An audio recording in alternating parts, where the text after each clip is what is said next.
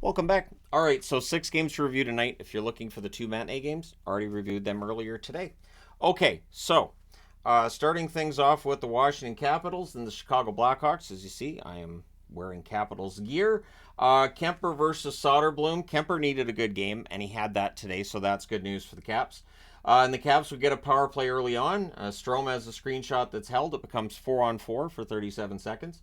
Protas hits the outside of the net on a rush. Everything gets killed off. The Hawks then get a second power play.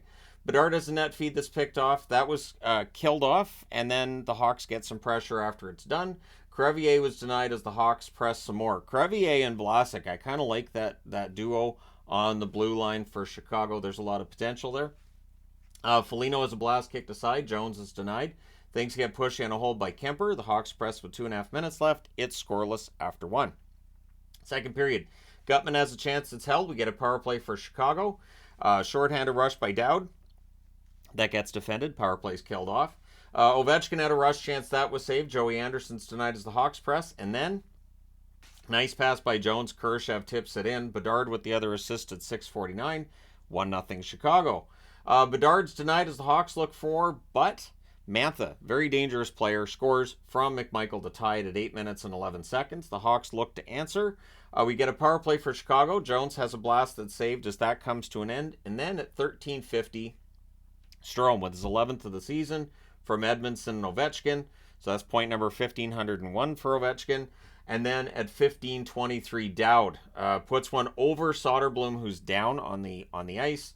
Jensen and Malenstein with the assists. So all of a sudden, it's 3-1 for Washington after the second period. Third period, early press by the Capitals. Carlson has a shot that's blocked and cleared. Malenstein had a shot that was blocked. The Caps getting lots of zone time at this point. Power play for Washington. Ovechkin has a one-timer that saved. That power play is killed off. That one-timer was along the ice, too. Ovechkin's shot's just not what it was. Shots are 6-2 for the Caps with 9 minutes left. And I'm surprised because it's just kind of overnight. Anyways, the Caps would add another. Dowd buries one from the slot. He had quite the game. Obey, Kubel, and Malenstein with the assists at 15:58. 3:14 left. The Caps with a power play. It becomes a 4-on-4. McMichael loses the handle on one in the slot. And then Murphy scores to make it a little bit closer from Kurashev and Bedard at 18:18. The goalie pull happens with 1:28 left. They get a power play to go 6-on-4, but in the end, Washington holds on. They win 4-2. They go to 14-8-3 with the win. Chicago 9-17-1 with the loss. Shots on net: 10-9 Chicago in the first, 12-7 Chicago in the second, 12-11 Chicago in the third. Final shots 34-27 for the Hawks. Power plays: Washington 0-for-3, Chicago 0-for-6. So neither team with great power plays, and doesn't get better in this one. Hits 18-16 Washington. Kemper 32 saves on 34 shots. Soderblom 23 saves on 27 shots. All right, next up, Nashville and Montreal. That is the Montreal logo from way, way, way back in the day, way before I was born. All right, I'm not that old. Saros versus Allen. Good early back and forth in this one. Barron has a shot that's kicked aside. The shots are one apiece, 3 minutes in. Pressed by Montreal at 6 minutes. We get a power play for the Habs. That becomes 1 minute and 13 seconds of 4-on-4. Then it becomes a 4-on-3 power play for Montreal. The parade to the box is on. Suzuki's denied. They cycle. Anderson has a chance that's kicked aside. Everything gets killed off there. Shots are 9-3 Montreal with 9.5 minutes left. The Preds go back to the power play, and they score on it. It's Sissons from Forsberg and Yossi at 11:41, and it's a screenshot that gets tipped in, so no chance for Allen on that one. Pressed by Nashville with 7 minutes left. Nashville goes back to the power play. Sissons looks for another. Allen denies him there. We get 32 seconds of 4-on-4. And again, just bonkers amount of penalties in that first period. Everything's killed off. And there's a near miss by Suzuki in the final minute. So we go to the second period with Nashville up 1-0.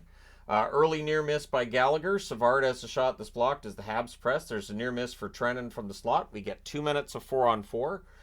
Sherwood has a chance that's blocked. It's cleared. And then Sissons scores his second goal of the game. Fabro and Yossi with the assists at 7:03 makes it 2-0 Nashville. Forsberg has a 3-on-2 chance. That's held. The shots are 11-3 Nashville, 9 minutes in. Habs have a 3-on-1. That misfires. We get a power play from Montreal. That's killed off. Pressed by Nashville with 3.5 minutes left. Matheson has a blast that's held. Armia scores. The referee waves it off for goalie interference, which leads to the ref you suck chance. Evans then gets Montreal on the board at 19:25. He buries it on a turnover, so it's 2-1 for Nashville after the second period. Third period, Anderson has a net drive that's defended. Suppressed by Nashville at 4 minutes. Pizzetta's denied and close. The shots are 4-0 Montreal at 7 minutes. Gallagher has a net drive that saved. They press. Dvorak has a chance it's held. There's some pushing. After that, Nyquist has a rush chance defended by Matheson. A power play is drawn by the Habs. That gets killed off. Stevens has a net feed that nearly deflects in. There's a press by Nashville with 3 minutes left. 1:39 left. The Habs call a timeout. They pull the goalie as well. The Habs just ran out of time. So your final score is 2-1. Nashville goes to 15-13, 2 games above 500 with the win. For Montreal, 12-13-3 with the loss. Shots on net, 11-9 Nashville in the first, 15-14 Nashville in the second, 14-6 for Montreal in the third. Final shots, 37-32 for the Montreal Canadiens. Power plays, Nashville 1 for 2, Montreal 0 for 5. The hits, 28-25 for Nashville. Feels like hits have been coming up around the league as the season goes on. Good. Saros, 36 saves on 37 shots, and Allen, 30 saves on 32 shots. Good night for Allen. All right, next up, LA and the New York Rangers. So this was a matchup between the top 2 teams on the power rankings board from last night, and here we are. Copley versus Quick, and it was the Cylon helmets, along with those really nice third jerseys, against the new thirds for the Rangers. I know I'm in the minority. I really like those thirds for the Rangers. Early jump for New York. The Kings would press at 3 minutes. 6 minutes into the game, the shots are 3-2 for the LA Kings. Cooley has a net drive. That's blocked. We get a power play for LA. They cycle. The Rangers clear. That's killed off. Roy has a screenshot. That's held. The Kings press with 6 minutes left. The Rangers were stuck on 3 shots for a while in that first period. Dano took a puck to the face. He was cut. He'd come back with the fishbowl on. Schneider has a net drive that's blocked with 23 seconds left. The Rangers get a power play. So that rolls over into the second period, and what was a scoreless game? Aggressive Kings penalty kill. They do finish that off. VC steals one, but the Kings defend that. Kings had the only shot on net 4 minutes in, and I thought both teams were doing their best to just make sure there weren't prime opportunities for the opposition. Rangers had only 6 shots 25 minutes into the game, so the Kings did a very good job, but eventually the Rangers offense will break through. We get a power play for New York, which helps, and they score on it at 8:27. It's Zibanejad from Trocheck and Panarin. So 1-0 Rangers on that one. Grundstrom has a tip chance. That hits the post. Kings press with 8.5 minutes left. Schneider had a rush chance. That deflects high. A net feed to Lizotte gets blocked out. We get a power play for New York. Early clear. Zibanejad's denied as that comes to an end. Rangers press with 3 minutes left. And on a failed clear, Bonino jumps up and grabs it, gets it to VC, and VC scores at 17:25. It's suddenly 2-0 for the Rangers. Rangers look for another, and with 1:10 left, the Rangers go back to the power play. Panarin has a shot to save. The rebound's cleared. The rest of that power play rolls over into the third period, where the Kings finish the kill. Spence has a 3-on-2 chance. That's held. Dubois can't bury one at the net. We get a power play for the Kings. And then a penalty nullifies a goal. So on that play, a member of the Kings and a member of the Rangers goes to the box. So it doesn't change the situation. It's still a power play for the Kings. But then the Rangers do finish the kill after that. Power play for the Kings follows, which means more booing because they were just on the power play. And Dano would score from Kempe and Kopitar at 6:35 on that power play wearing the fishbowl. So wearing the full face mask. So yeah, that makes it a 2-1 score.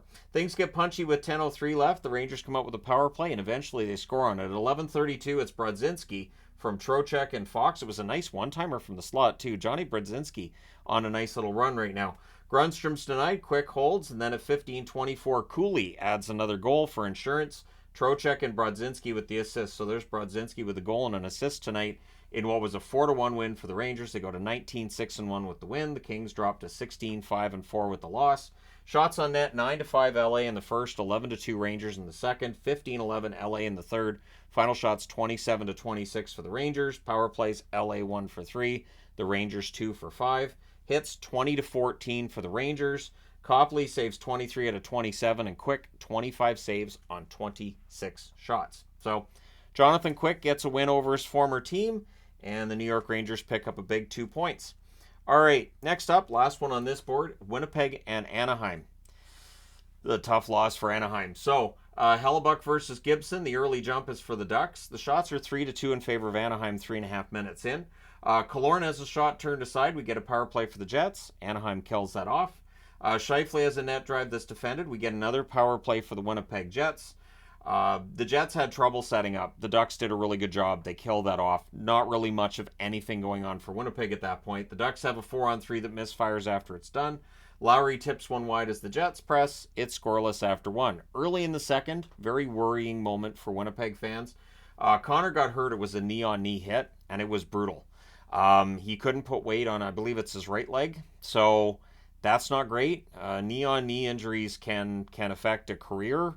So hopefully it's not as bad as it looked for Connor. Kyle Connor's not the kind of guy to lay on the ice waiting for a call. If he's on the ice for a while, he's hurt. So he was helped off the ice. Strome gets 5 minutes for kneeing. They reviewed it. Yes, it is a 5-minute power play for the Winnipeg Jets. So there's a shorthanded shot for Henrique that deflects out. The Jets had trouble setting up, and you could tell they were rattled seeing Kyle Connor leave the ice like that. So it takes about half of that power play, 2.5 minutes, for them to really set up and get some pressure going. Morrissey has a chance to deflect wide. And then after the kill's done, the Ducks get a power play. So again, some emotions are up for Winnipeg, understandably. And they had to watch, that they kept the game in focus from there. So they cycle. Dylan clears. The Ducks power play is killed off by the Jets. Jets press at 9 minutes. Stanley misses one wide. The Ducks clear. Ducks go back to the power play later in the period, and they score on it. It's Killorn from Terry and Jones at 16:07. Then with 2:37 left, the Jets get their next power play. That's killed off. 2 shots for Winnipeg on that. But after the second period, it's 1-0 for Anaheim. So third period, Henrique scores at 1:15 on a rush. Silverberg and Gudas with the assists. So, and that was right after Iafallo had a chance that wouldn't go. Puck goes the other way, and it's in the net. That's kind of how the hockey gods work things. It's 2-0 Anaheim. Jets look to answer, and they do. At 1:58, it's Nino Niederreiter from Nemesnikov and Dillon. That one deflects in. Doesn't matter how it goes in, it's in. It's 2-1 now for the Ducks. But Winnipeg had a little bit of momentum now. So the Jets press to tie it, and eventually Barron buries one in close. Morrissey and Scheifele with the assists at 5:55. That ties the game at 2. Shots are 3 apiece at 7.5 minutes. We get a power play for the Jets. That's killed off.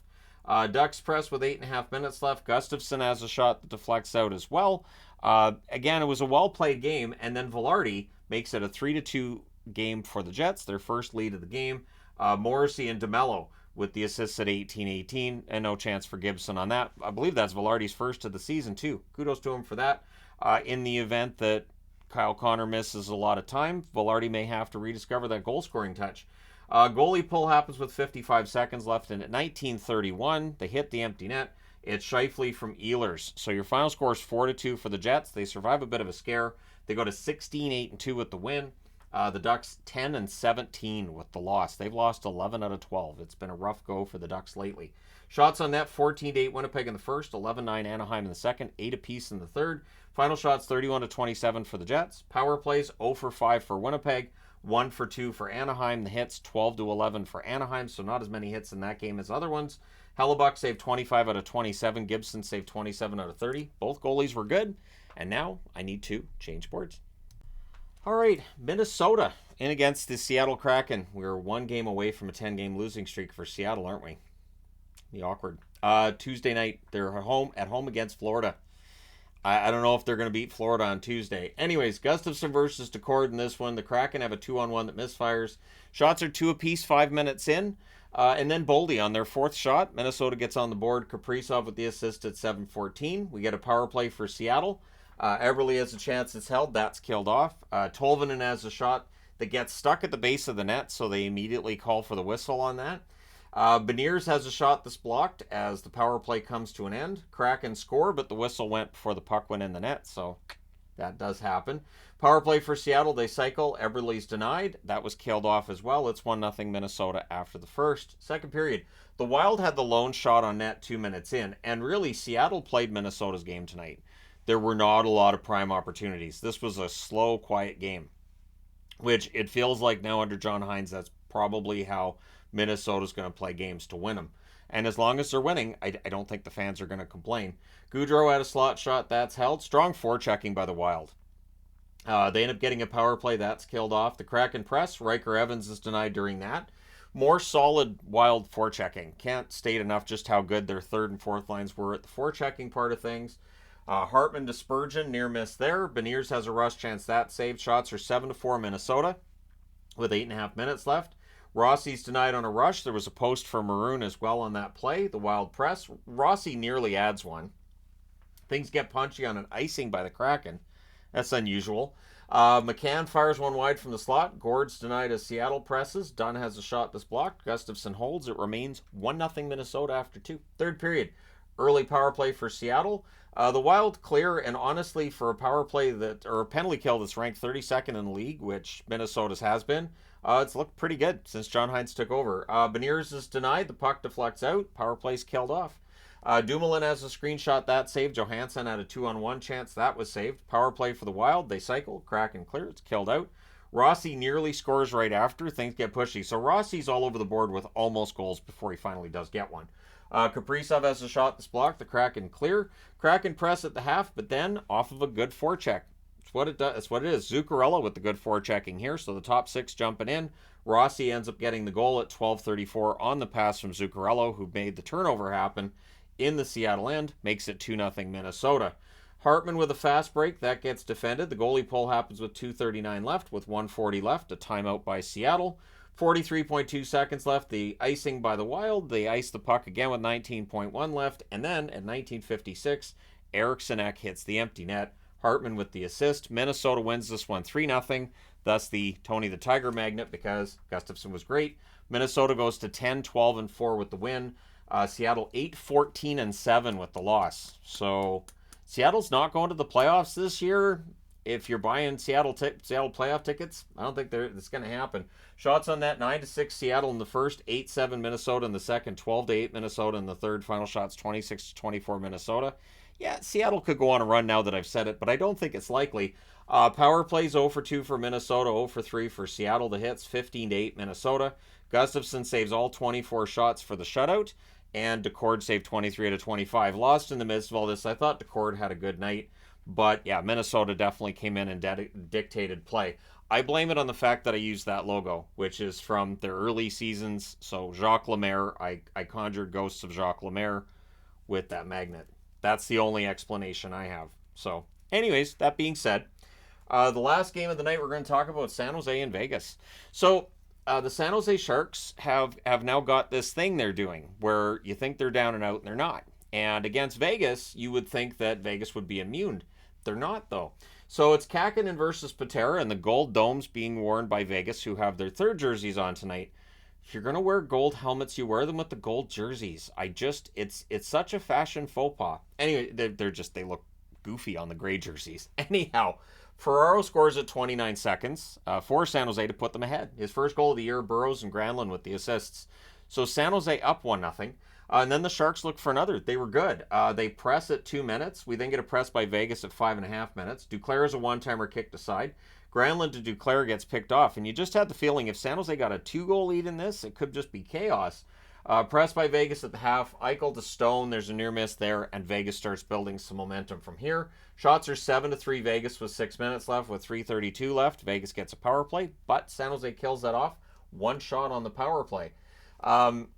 Vegas presses after it's done. LeBanc couldn't bury one in the closing seconds. It's 1-0 San Jose after the second period. Granlund has a rush chance that's caught and held. We get a press by Vegas at 2 minutes. The shots are 3-0 though for San Jose, 2.5 minutes in. So Vegas didn't get any shots on that. Sharks are breaking up passes, and then short side on a 2-on-1 rush. It's Marchessault from Hutton at 5:34. It's a tie game. Sharks press, but they take a penalty in the offensive zone. That penalty's killed off though. Power play then for the Sharks, so Vegas kills that off as well. Equal opportunity. Carrier is a net drive, that's blocked. Marchessault's denied on a 2-on-1 rush again, so got to watch those odd man rushes with Marchessault. Vegas ends up drawing themselves a power play, and they score. It goes in off Stevenson's skate. He directs it in, did not kick it. There will be people saying, what's the difference? And my answer is, inside of the skate or outside of the skate is usually the difference. So Stevenson scores from Pietrangelo and Stone at 15:43. It's not the first time Stevenson scored off his skate, is it? But that makes it 2-1 for Vegas. Vegas presses for another. Eichel to Barbashev. There's a near miss there on a 2-on-1. So again, those 2-on-1 opportunities. It's 2-1 in favor of Vegas after 2. Third period, Barbashev has a shot that's blocked. Eichel to Stone, there's a near miss. And then McNabb buries one from the slot at 1:43. Eichel and Korczak with the assists. Vegas is up 3-1. Hey, you can pack it up. It's done. It's Vegas. They're up 3. They're not going to lose a 2-goal lead at home against San Jose. Or wait. We get a power play for the Sharks, and they score on it. It's Hoffman. He started scoring again. He had apparently gone 7 games without a goal. He gets a goal from Granlund and Kakkonen at 3:56. So a power play assist for Kakkonen. Good on him for that. That one went in off Korczak from behind the net, but they don't ask you how. They just ask how many. Zetterlund has a shot that deflects out. The shots are 9-1 for San Jose, six minutes into this. So I didn't expect that. But then Vegas, during a good press and a nice pass by Stevenson, Marchessault buries one at 9:23. Whitecloud with the other helper. So that puts Vegas back up by 2. Power play for the Sharks. It becomes 23 seconds of 4-on-4. Everything's killed off. And we're just waiting for the game to end. At 16:14, on a 4-on-3 rush, Addison buries one from the slot. Bailey and Zadina with the assist. There's Justin Bailey again. It's 4-3. And then goalie pull happens with 2:33 left. And eventually, San Jose ties this. It's Hoffman with his second of the game. Hurdle with a great pass. Barabanov with the other assist on this one at 19:21. We're going to overtime. Sharks controlled early. Eichel gets denied in alone. That's about the best opportunity in the overtime, though. So we go to the shootout, and both Eichel and Marchessault score. So Vegas gets pushed to a shootout. They win this one 5-4. Go to 19-5-5 with the win. San Jose 8-17-3 with the shootout loss. Shots on net 9-8 San Jose in the first, 11-10 San Jose in the second, 17-8 San Jose in the third, and 2-1 San Jose in the overtime. They wanted this. Final shots are 39-27 for the Sharks. Power plays, San Jose 1 for 3, Vegas 1 for 4. The hits 21-16 for Vegas.